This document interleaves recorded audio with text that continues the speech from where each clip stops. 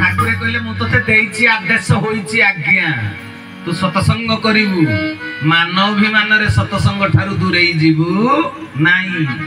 एटा होछि अज्ञानता कहले अज्ञानतार वशवर्ती ही विज्ञान को हरैबु नाई विज्ञान कोन ना सतसंग रे बसिले कर्ण रे जो अक्षर ब्रह्म प्रवेश करिवो शरीर भीतर रक्त कणिका को से विशुद्ध करिवो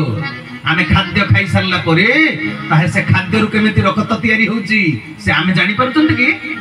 शरीर भीतर खाद्य रु केमिति रक्त तयारी हला रक्त रु केमिति वीर्य तयारी हला हमको जणा पडुची जणा पडु नै सेटा आपे आपे होउची सेटा गोटे रासायनिक प्रक्रिया शरीर भीतर होउची तेनु आमे सतसंग रे बसिले बढ़िबो प्रज्ञा ज्ञान बढ़ी जीव तत्व दर्शन हबो एटा केमिति हबो से विज्ञान को तमे जानि पारिबो ना सेटा आपे आपे हबो सतसंग रे बारंबार बसिले कारण सी आज्ञा दैछन्ति ना ताको आज्ञा द्वारा कृपा शक्ति माडी आसुची सतसंग ए कथाटा व्यक्ति जानिले जाई हबो विश्वास मो ठाकुर कहले सबुठारु मूल जिनिस हला विश्वास विश्वास आ भक्ति ठारु बड़ साधन कोन अछि रे धन केवल विश्वास गुरु को कथा को कदापि अविश्वास करिबु नै 18 संख्या चरमर कल्याण देवी तत्रे 29 टा पॉइंट भीतर गोटे पॉइंट कहले गुरु को कथा को कदापि अविश्वास करिबु ना तबे आमे जदि से विश्वास बळरे सतसंग रे आसी पहुंची जिबा आम भीतर ज्ञान शक्ति आपे आपे बढ़िबो सरमणा सबरी पाठ पढिथिला पीएचडी करिथिला मते कुह श्रमणा सबरी पीएचडी करिथिला दासिया बाउरी पीएचडी करिथिले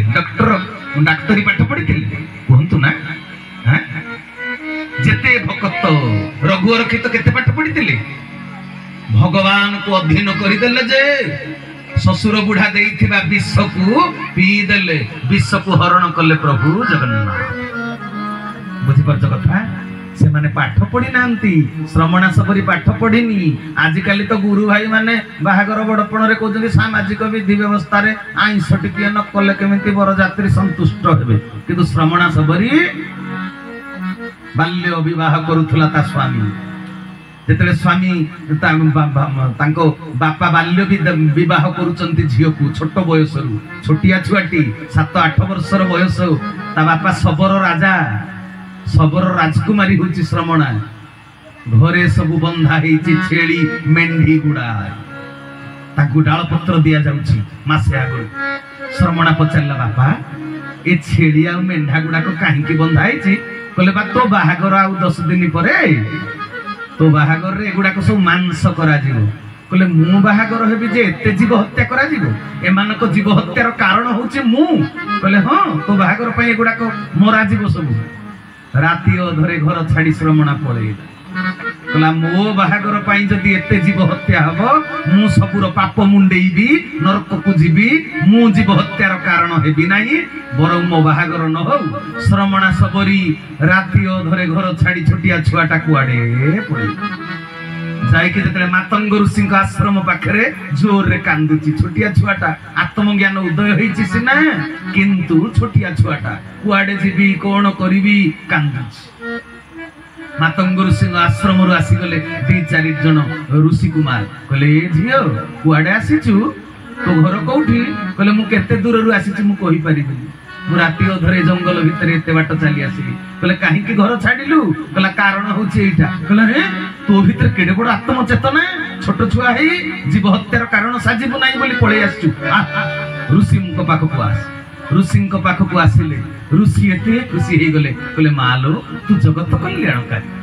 जीव हत्या जीव प्रति दया भाव छोट बेलू तो भितरे अछि तेनु मु तते आशीर्वाद करूची मु बंची थिबा पर्यंत तू मो आश्रम रे रही सतसंग करमा कहले गुरुदेव सतसंग कले कि फल पाइबी कहले एई जन्म रे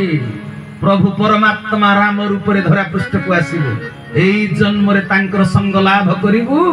एई जन्म रे प्रभु परमात्मा को तू कोटि कोटि जन्म तपस्या कले जो फल मिलेनी आज एई जन्म रे आशीर्वाद करूची तू सतसंग करी चाल तोते से फल मिली हरि हरि बोल तेनु हे सजन वृंद तेबे कहिबार तात्पर्य आमे तो बहुत सत्संग करूचंदी किंतु आमर एबे गुरु भाई माने भी बाहागर बड़पण रे कहउछली आ सामाजिक विधि विधान रे न कले केमिति हबो श्रमणा सबरी घर छाड़ी देथिला सेइति पाई तेबे ठाकुर चरम रे लिखि देले से कोन कहिला आमिष भक्षण सर्वाद त्याग करिबु